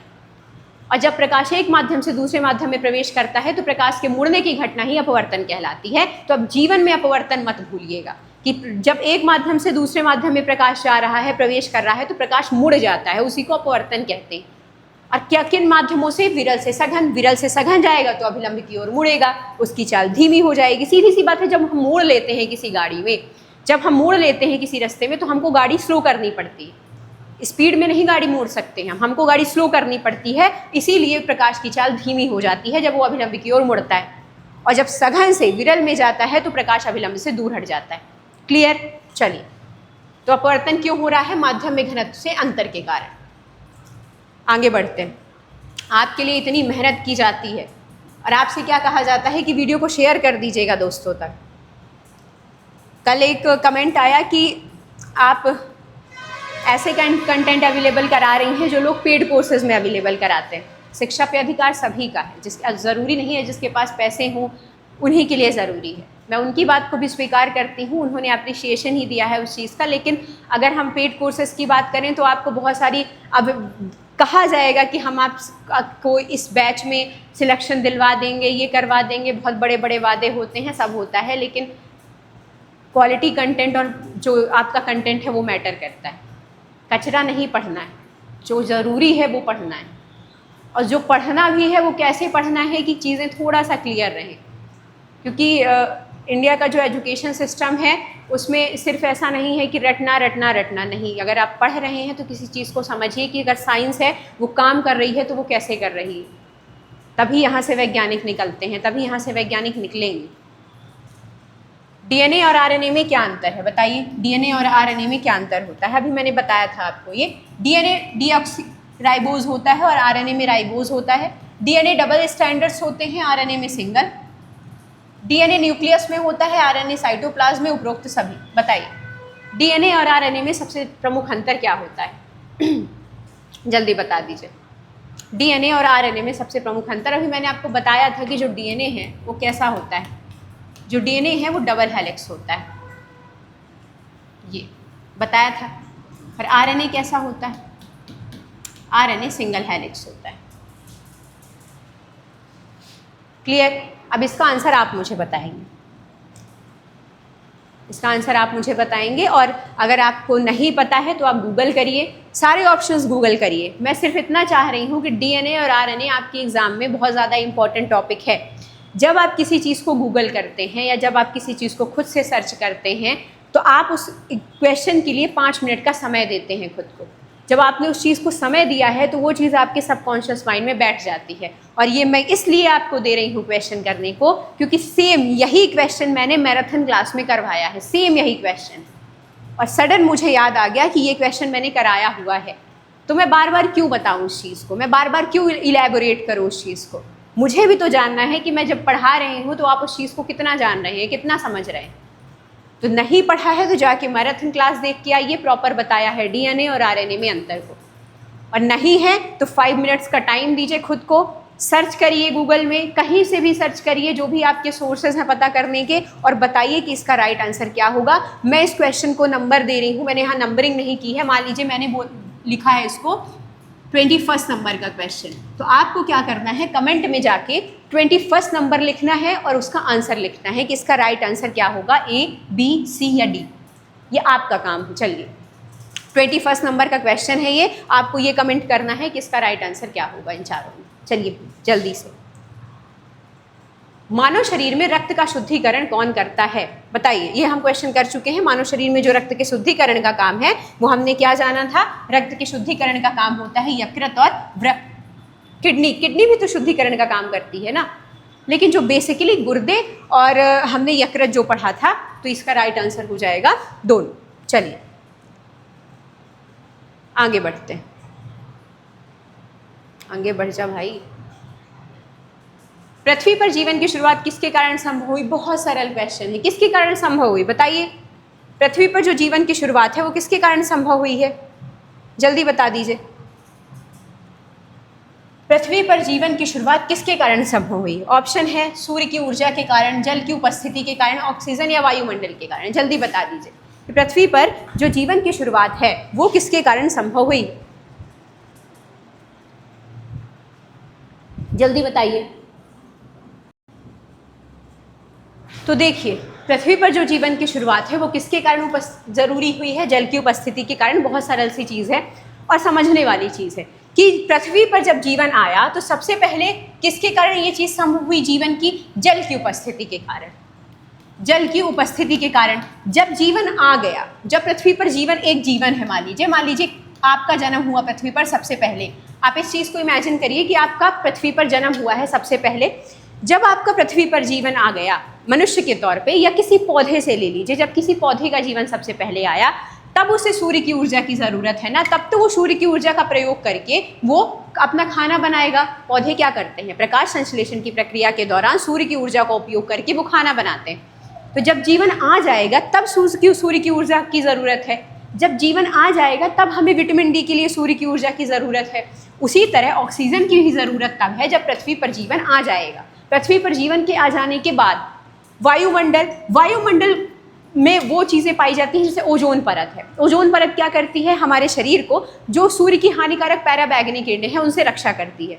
तो सूर्य की हानिकारक पैराबैंगनी किरणों से रक्षा कब ज़रूरत है, जब हमारा जीवन पृथ्वी पर एग्जिस्ट कर रहा है, उसके बाद ही ज़रूरत है। तो ये सारी ज़रूरतें, जैसे सूर्य की ऊर्जा है, दूसरा ऑक्सीजन है, वायुमंडल है, ये तीनों की ज़रूरत कब है, जब पृथ्वी पर जीवन आ चुका है।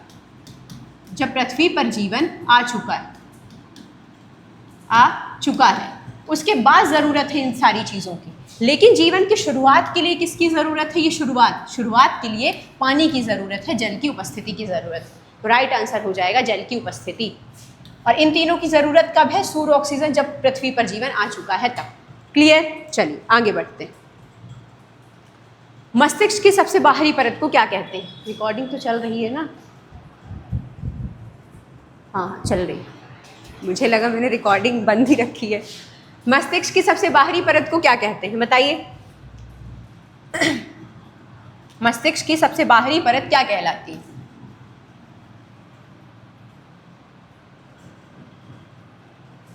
मस्तिष्क की सबसे बाहरी परत को क्या बोलते हैं, जल्दी बता दीजिए। सबसे बाहरी परत पूछा है, सबसे बाहरी, याद रखिएगा। सबसे बाहरी परत को क्या कहा जाता है, मिडबेम, सेरेब्रम, सेरिबेलम, मेनिंजाइस। बताइए।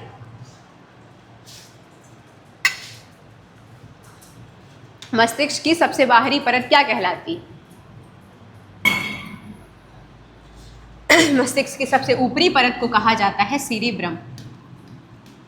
मस्तिष्क की सबसे ऊपरी परत होती है और यहीं से काम होता है सोचने का, समझने का, याद रखने का, सोचने का, समझने का, याद रखने का। तो जो सबसे बाहरी परत पूछा था कि मानव मस्तिष्क की सबसे बाहरी परत, तो सबसे बाहरी परत कौन सी होती है, सबसे बाहरी परत होती है सेरेब्रम, ये। और इसी को सबसे ऊपरी परत कहते हैं। और यही परत से क्या होता है, जो हमारा दिमाग है वो हम सोचते हैं, सीखते हैं, याद रखते हैं। क्लियर। चलिए, इसकी सेरेब्रम की भी एक बाहरी परत होती है। सेरेब्रल कॉर्टेक्स, हाँ ऐसा ही कुछ कहा जाता है उसको, सेरेब्रल कॉर्टेक्स ऐसा ही कुछ नाम है, एक बार क्रॉस चेक कर लीजिएगा। तो इसकी बाहरी परत को क्या कहा जाता है? Cerebral cortex. तो मनुष्य की सबसे बाहरी परत कौन सी है? सेरेब्रम। क्लियर। मिड ब्रेन क्या करता है? देखना है, सुनना है, नींद है, इस सबको रेगुलेट करने का काम करता है मिड ब्रेन। जो संवेदी अंग है जैसे देखना है, सुनना है, नींद है, इसको कंट्रोल करने का काम किसका होता है? इसको कंट्रोल करने का काम मिड ब्रेन का होता है। और जो सेरिबेलम होती है वो मस्तिष्क का पिछले हिस्से में होती है, पिछले हिस्से में होती है। कभी कभी सवाल पूछ लेता है इस तरह कि पिछले हिस्से में मस्तिष्क के क्या पाया जाता है, और यही ऑप्शंस दे देगा, सेरेब्रम, मिड ब्रेन, सेरिबेलम और मेनिंजाइम्स। तो याद रखिएगा सेरिबेलम पिछले हिस्से में मस्तिष्क के पाया जाता है, और सबसे ऊपरी परत क्या कहलाती है? सेरेब्रम कहलाती है। और इसका उपयोग क्या होता है? सोचने में, समझने में, याद रखने में कोई चीज़। और मिड ब्रेन क्या करता है? जो संवेदी चीज़ें होती हैं जैसे देखना है, सुनना है और नींद को रेगुलेट करने का काम करता है। और मेनिंजाइम्स मस्तिष्क और जो रीढ़ की हड्डी होती है वहाँ पे होती है, ये मेनिंजाइम्स मस्तिष्क और रीढ़ की हड्डी के बीच, ये रीढ़ की हड्डी के बीच, ये कभी सवाल आ जाए मस्तिष्क और जो रीढ़ की हड्डी है उसके बीच कौन सी होती है? मेनिंजाइम्स होती है। सेरिबेलम पिछले हिस्से को कहते हैं, सेरेब्रम सबसे ऊपरी परत को कहते हैं, मिड ब्रेन जो देखना है, सुनना है, नींद है, उसको रेगुलेट करने का काम करती है। क्लियर। तो कभी कभी सवाल पूछ लेता है मस्तिष्क के इन अंगों से रिलेटेड, तो इन चीज़ों को थोड़ा सा दिमाग में रखिएगा कि सबसे ऊपरी परत है सेरेब्रम, मिड ब्रेन क्या कर रहा है? देखने, सुनने और नींद को नियंत्रित कर रहा है। सेरिबेलम मस्तिष्क के पिछले हिस्से को कहते हैं, और मेनिंजाइम्स क्या है? मस्तिष्क और रीढ़ की हड्डी को घेरने वाली, ये मस्तिष्क और रीढ़ की हड्डी को घेरने वाली जो झिल्लियाँ होती हैं उसे कहते हैं मेनिंजाइम्स। मस्तिष्क और रीढ़ की हड्डी को घेरने वाली झिल्लियाँ, मैं सोच रही थी लिखूँ नहीं, घेरने वाली झिल्लियाँ, मस्तिष्क और रीढ़ की जो हड्डी है उसको घेरने वाली झिल्लियाँ मेनिंजाइम्स कहलाती हैं। क्लियर। सबसे बाहरी परत कौन सी हो गई? सबसे बाहरी परत है, ऊपरी परत है सेरेब्रम। चलिए, जल वाष्प को जल में बदलने की क्रिया क्या कहलाती है? बताइए, जिसके कारण बारिश होती। जल वाष्प को जल में बदलने की क्रिया, जल वाष्प है, गैस अवस्था में है, सीधी सी बात है। वो जल किस अवस्था में है? द्रव अवस्था में है। बदलने की प्रक्रिया को क्या कहते हैं? बताइए। ऑप्शन है आपके सामने, वाष्पीकरण, संघनन, उपासारण, उपसारण या जलन। क्या कहते हैं? जल्दी बता दीजिए। जल वाष्प को जल में बदलने की क्रिया क्या कहलाते हैं? देखिए, गैसीय अवस्था से पदार्थ द्रव अवस्था में बदल रहा है, तो जब गैसीय अवस्था से पदार्थ द्रव अवस्था में बदलता है तो वो क्रिया कहलाती है क्या? संघनन। जब गैसीय अवस्था से जो पदार्थ है वो किस में बदल रहा है? जल वाष्प जल में परिवर्तित हो रही है, तो गैसीय अवस्था से पदार्थ किस में बदल रहा है? द्रव अवस्था में बदल रहा है। तो जब गैसीय अवस्था द्रव अवस्था में बदलती है तो उसे क्या कहते हैं? संघनन कहलाते हैं, संघनन कहते हैं। और वो संघनन प्रक्रिया बता देती हूँ मैं कैसे होती है। देखिए, जब हवा में मौजूद, हवा में क्या है? जल वाष्प है, हवा में उपस्थित है जल वाष्प, ये ठंडी सतह के संपर्क में आती है, ठंडी सतह के संपर्क में आती है।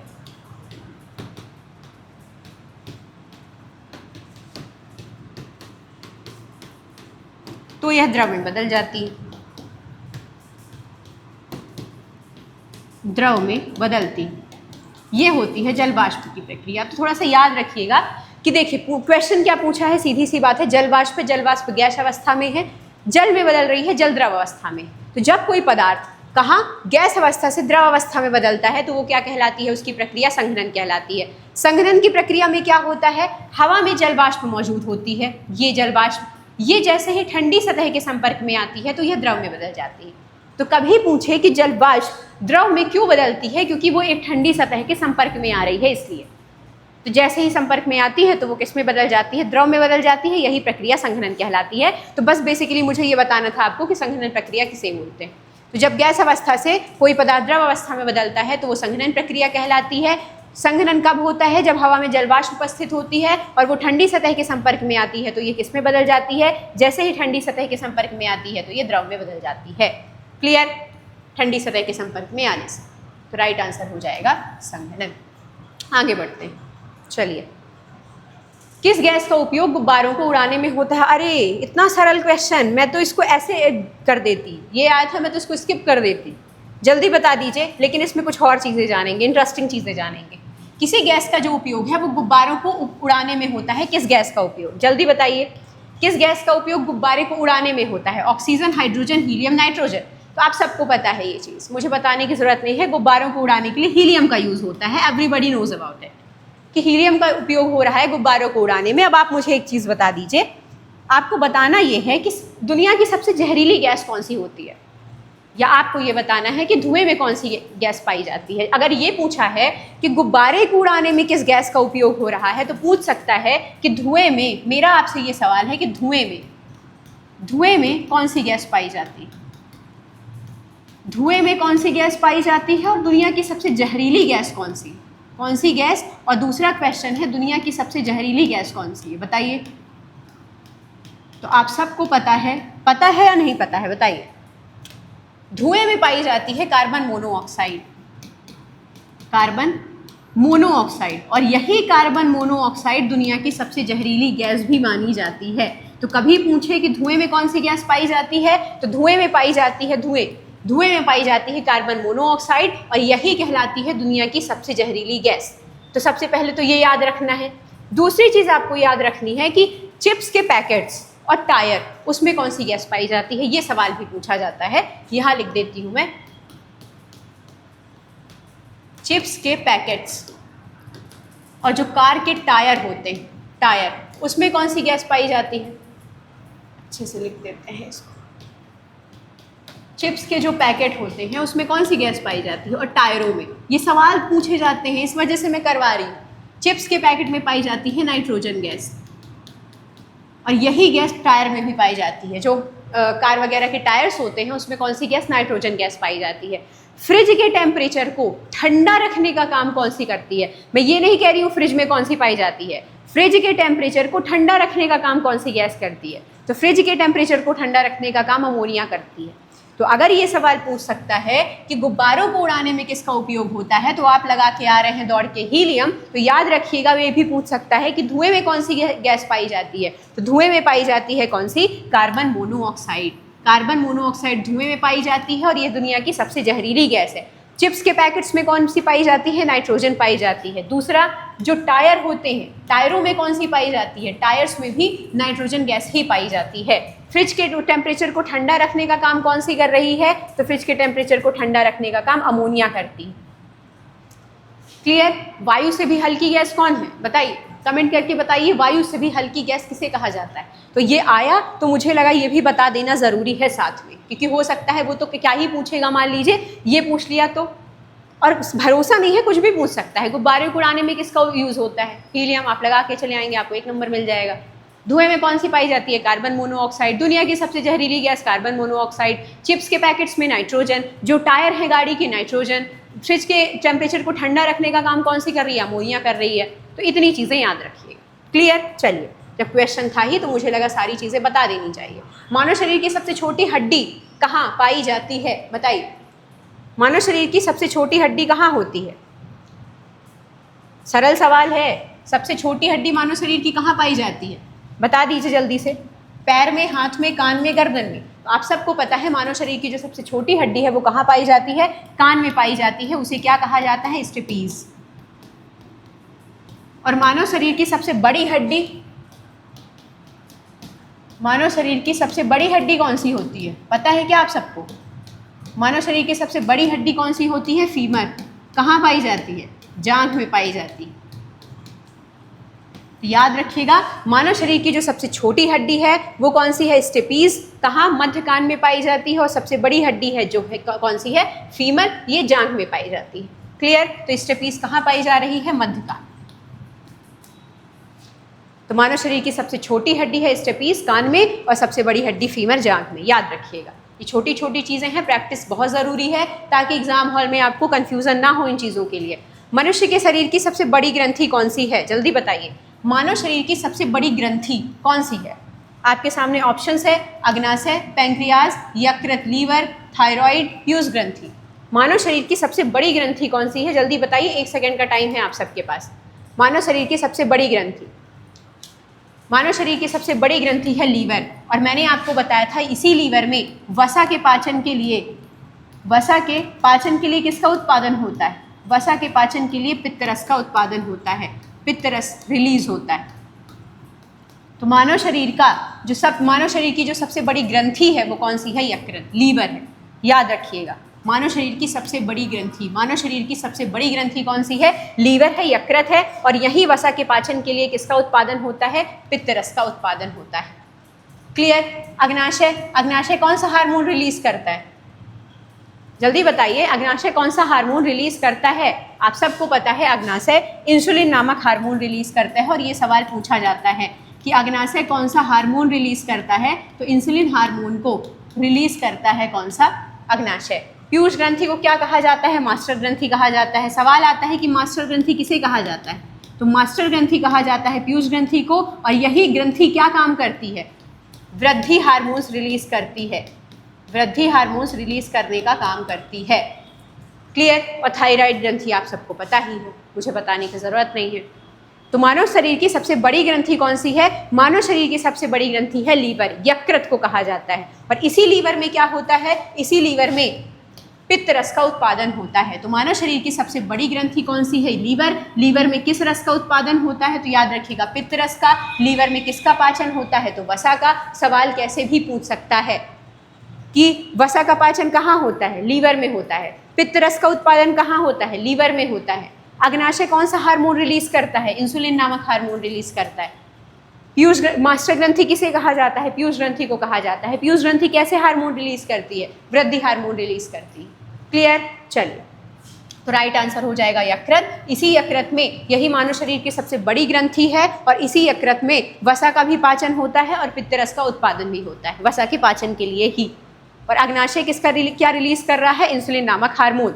डीएनए का फुल फॉर्म क्या है? अभी मैंने जब डीएनए की डबल हेलिक्स संरचना बताई थी तो मैंने डीएनए का फुल फॉर्म आपको बताया था। जल्दी बता दीजिए। ऑप्शन है deoxy ribonucleic acid, deoxy chloric acid, deoxy ribose enzyme, deoxy chloride. तो डीएनए का फुल फॉर्म बताया था मैंने, ज़्यादा इसमें कुछ सोचने की ज़रूरत नहीं है। डीएनए का फुल फॉर्म होता है DNA, deoxy ribo nucleic acid. Clear? तो डीएनए का फुल फॉर्म है deoxy ribonucleic acid, deoxy ribonucleic acid. और आरएनए का full form ribonucleic acid. Focus में थोड़ा सा कैमरे के मुझे ऐसा लगा कि दिक्कत हो रही है, बार बार फोकस ले रहा है कैमरा। मैं कल फोकस को लॉक कर दूंगी तो उससे बार बार फोकस नहीं लेगा, तो आपको थोड़ा सा दिक्कत नहीं आएगी। चलिए, तो डीएनए का फुल फॉर्म है डीऑक्सी राइबोन्यूक्लिक एसिड। त्वचा की रंग को नियंत्रित करने वाला पिगमेंट कौन सा है? त्वचा के रंग को कौन सा पिगमेंट नियंत्रित करता है? त्वचा के रंग को जिसके लिए पूरी दुनिया पागल हुई फिरती है। तरह तरह के कॉस्मेटिक्स आते हैं, तरह तरह के मार्केट में भ्रम फैलाए जाते हैं, वही त्वचा का रंग है। मैं सिर्फ इसकी बात कर रही हूँ कि किसी व्यक्ति की त्वचा का रंग उस व्यक्ति के व्यक्तित्व का निर्धारण नहीं करता है। तो अगर हम किसी व्यक्ति को देखें, सुने या कुछ करें तो हमें उसकी क्वालिटी ये देखनी चाहिए कि उस व्यक्ति के अंदर की विशेषताएं, ना कि त्वचा का रंग। और आजकल भारत में इस चीज़ का रंग भेद वाली चीज़ें हमेशा से रही हैं और धीरे धीरे समय के साथ बदल रही हैं। अच्छी चीज़ है, लेकिन रंग भेद नहीं होना चाहिए, मेरा सिर्फ इतना कहने का मतलब है। तो त्वचा का रंग नियंत्रित करने वाला वर्णक कौन सा है? Keratin, melanin, haemoglobin, collagen. जल्दी बता दीजिए, त्वचा के रंग को कौन नियंत्रित करता है? बताइए। मानव त्वचा के रंग को नियंत्रित करने का काम मेलानिन का होता है। और ये कहाँ पाया जाता है? त्वचा में पाया जाता है, बालों में पाया जाता है। ये कैरेटिन कहाँ पाया जाता है? आप सबको पता है, कैरेटिन एक प्रोटीन होता है जो बालों में होता है, नाखूनों में पाया जाता है। तो कैरेटिन क्या है? एक तरह का, कैरेटिन एक तरह का प्रोटीन है। और मेलानिन क्या है? वर्णक है, प्राकृतिक वर्णक है। तो मेलानिन कहाँ पाया जाता है? बेसिकली मेलानिन मानव त्वचा है, बाल हैं, और मेलानिन आँखों में भी पाया जाता है, आँखों में भी पाया जाता है। ये एक तरह का प्राकृतिक वर्णक है। कैरेटिन क्या है? कैरेटिन एक तरह का प्रोटीन है जो त्वचा में, बालों में और नाखूनों में पाया जाता है। क्लियर? हीमोग्लोबिन आप सबको पता है आरबीसी में पाया जाता है और ऑक्सीजन के परिवहन में उपयोगी है। ये मैं कई बार बता चुकी हूँ कि हीमोग्लोबिन कहाँ पाया जाता है, आरबीसी में पाया जाता है, लाल रक्त कणिकाओं में पाया जाता है। और ये हीमोग्लोबिन का क्या काम होता है, बॉडी में ऑक्सीजन का परिवहन करना। कई बार बता चुकी हूँ ये चीज़ आपको कि हीमोग्लोबिन कहाँ पाया जाता है, हीमोग्लोबिन आरबीसी में पाया जाता है, लाल रक्त कणिकाओं में पाया जाता है। और लाल रक्त कणिकाओं में हीमोग्लोबिन पाया जाता है। हीमोग्लोबिन का काम क्या होता है, ऑक्सीजन का परिवहन करना। और लास्ट में क्या आता है, कोलेजन। कोलेजन भी एक तरह का प्रोटीन है जो त्वचा में होता है, हड्डी में पाया जाता है, त्वचा में पाया जाता है, हड्डियों में पाया जाता है। और कोलेजन क्या है, एक तरह का प्रोटीन। मेरा ये बताने का मतलब सिर्फ इतना है कि ये प्रोटीन है कि प्राकृतिक वर्णक है। कभी कभी सवाल पूछ लेता है कैरोटीन क्या है, प्रोटीन है, प्राकृतिक वर्णक है, और बहुत सारे अलग अलग ऑप्शंस दे दिए जाते हैं कि क्या है कैरेटिन। तो आपको ये बात याद रहे कि कैरेटिन क्या है। कैरेटिन एक तरह का प्रोटीन है जो त्वचा में पाया जाता है, बालों में पाया जाता है, नाखूनों में पाया जाता है। त्वचा के रंग को नियंत्रित करने का काम कौन करता है, तो त्वचा के रंग को नियंत्रित करने का काम मेलानिन का होता है। और ये कहाँ पाया जाता है, त्वचा में पाया जाता है, बालों में पाया जाता है, आँखों में पाया जाता है। और मेलानिन एक तरह का प्राकृतिक वर्णक है। क्लियर। हीमोग्लोबिन कहाँ पाया जाता है, आरबीसी, लाल रक्त कणिकाओं में हीमोग्लोबिन पाया जाता है और ये ऑक्सीजन का परिवहन के लिए जिम्मेदार है। कोलेजन कहाँ पाया जाता है, कोलेजन क्या है, कोलेजन एक तरह का प्रोटीन है जो त्वचा और हड्डियों में पाया जाता है। अब आपसे मेरा एक सवाल ये है कि आरबीसी को और किस नाम से जाना जाता है। अभी पिछले वाले टेस्ट में, थर्ड टेस्ट में मैंने आपको बताया था आरबीसी को और किस नाम से जाना जाता है, जल्दी बता दीजिए। इसलिए मेरे ये सवाल रहते हैं आपसे कि जो हम पढ़ चुके हैं हमारा उनका भी रिवीजन, उन चीज़ों का रिवीजन भी होता चला जाए, क्योंकि आगे पढ़ते चले जाना is not a solution. Revision is a की फॉर सक्सेस, आप सबको पता है रिवीजन बहुत ज़्यादा ज़रूरी है। जब आप पिछली चीज़ें याद रख पाएंगे तभी तो आगे पढ़ेंगे तो चीज़ें बनती चली जाएंगी। अब आगे का पढ़ रहे हैं, पीछे का भूल रहे हैं, क्या मतलब। पादप हार्मोन है जिब्रेलिन, उसका प्रमुख प्रभाव क्या होता है। बेसिकली ये है कि जो जिब्रेलिन है उसका यूज़ क्या होता है। सवाल दो तरह से पूछे जाते हैं। जो जिब्रेलिन है वो कैसा हार्मोन है, मानव हार्मोन है, पादप हार्मोन है, यानी कि पौधों में पाया जाने वाला हार्मोन है। तो ये एक तरह का पादप हार्मोन है जो पौधों में पाया जाता है। पहली चीज़, पौधों में पाया जाता है। दूसरा, जिब्रेलिन का यूज़ क्या है, फूलों का निर्माण, बीज अंकुरण को रोकना, तने की वृद्धि को प्रेरित करना या पत्तियों का झड़ना। तो जिब्रेलिन एक तरह का पादप हार्मोन है, उसका यूज़ क्या है ये बता दीजिए आप कि जिब्रेलिन किस में यूज़ होता है।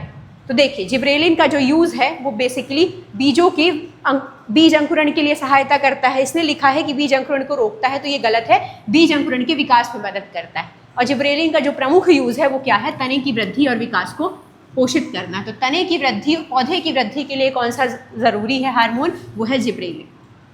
और ये बीज अंकुरण में भी सहायता करता है जिब्रेलिन। तो जिब्रेलिन कैसा हार्मोन है, मानव हार्मोन है या पादप हार्मोन है, यानी कि पौधों में पाया जाने वाला हार्मोन है, तो पौधों में पाया जाने वाला हार्मोन है। और ये क्या करता है, तने की वृद्धि और विकास को प्रेरित करता है, बीज अंकुरण में सहायता करता है, ना कि उसे रोकता है। क्लियर। चलिए आगे बढ़ते हैं। तो जिब्रेलिन याद रखिएगा कैसा हार्मोन है, एक तरह का पादप हार्मोन है। एपोप्टोसिस का अर्थ क्या है बताइए, बहुत इंपॉर्टेंट टर्म है ये, बहुत ज़्यादा इंपॉर्टेंट टर्म है, अभी चर्चा में बहुत ज़्यादा रहा था। एपोप्टोसिस का अर्थ क्या होता है, और आपके सामने ऑप्शंस हैं, कोशिका विभाजन, कोशिका वृद्धि, कोशिका का स्वनियंत्रित मृत्यु या कोशिका का उत्परिवर्तन। बताइए क्या होता है ये एपोप्टोसिस, क्या होता है बताइए। एपोप्टोसिस को ही कहा जाता है programmed cell death, programmed cell death, programmed cell death. मतलब जो सेल की डेथ होती है वो पहले से प्री प्लान होती है, प्री प्लान्ड होती है। और सेल क्या होती है, यानी कि कोशिकाएं क्या होती हैं, इस स्वयं में ही ख़त्म कर लेती हैं खुद को, किसके लिए, हमारी बॉडी के लिए। तो क्या हो जाता है, ये कोशिका की स्वनियंत्रित मृत्यु, इसी को कहा जाता है, इसी टर्म को कहा जाता है एपोप्टोसिस या प्रोग्राम्ड सेल डेथ, जिसमें शरीर जो है खुद ब खुद, जो हमारे शरीर के लिए अनावश्यक कोशिकाएं होती हैं, जो हमारे शरीर के लिए इंपॉर्टेंट कोशिकाएं नहीं होती हैं, शरीर उन्हें खुद नष्ट कर देता है, या वो कोशिकाएं स्वयं को ही नष्ट कर लेती हैं। क्यों, क्योंकि वो हमारी बॉडी के लिए अच्छी नहीं है। तो उसे ही कहा जाता है एपोप्टोसिस, मतलब कोशिका की स्वनियंत्रित मृत्यु, यानी कि आत्महत्या, स्वयं मृत्यु। और इसे ही कहा जाता है programmed cell death. Programmed cell death मतलब पहले से प्री प्लान की हुई सेल डेथ। जिसमें शरीर क्या करता है, अनावश्यक और जो क्षतिग्रस्त कोशिकाओं हैं उन्हें खुद नष्ट कर देता है या उनसे छुटकारा पा लेता है। क्यों? क्योंकि वो हमारी बॉडी के लिए सही नहीं होती है।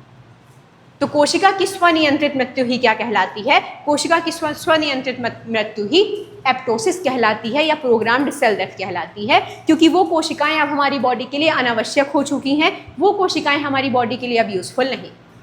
क्लियर? चलिए, तो कोशिकाएं स्वयं को खत्म कर लेती हैं और कोशिका की स्वनियंत्रित मृत्यु ही एप्टोसिस कहलाती है और इसे ही प्रोग्राम्ड सेल डेथ कहा जाता है।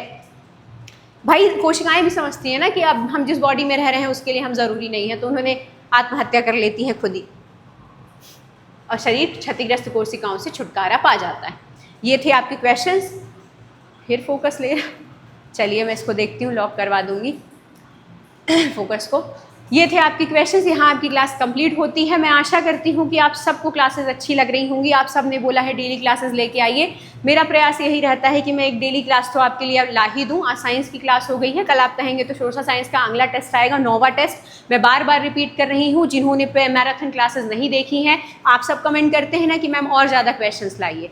प्ले लिस्ट वाले ऑप्शन में जाइए आप, वहाँ आपको मैराथन क्लासेस दिखेंगी कि सोशल साइंस की marathon classes, polity, history, geography, economics, उन मैराथन क्लासेस को देखिए। इसी तरह एमसीक्यू करवाए गए हैं, इसी तरह समझा के बताया गया है।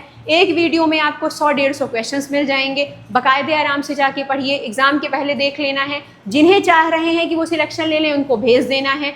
नए वीडियो का नोटिफिकेशन इसलिए नहीं मिल रहा है क्योंकि चैनल सब्सक्राइब नहीं किया है, कर लेना है। और दूसरी चीज़, इंस्टाग्राम लिंक जो आप बोलते हैं, मैंने इस वीडियो के डिस्क्रिप्शन में आप जाएंगे, उस डिस्क्रिप्शन में इंस्टाग्राम लिंक, टेलीग्राम लिंक दोनों मेंशन है। दोनों चैनल जाके ज्वाइन कर लेना है अपनी इच्छानुसार, स्वेच्छानुसार, और बस ऐसे ही पढ़ते रहिए और बस जल्दी सिलेक्शन लीजिए। मिलते हैं अगले वीडियो में। जय हिंद, जय भारत।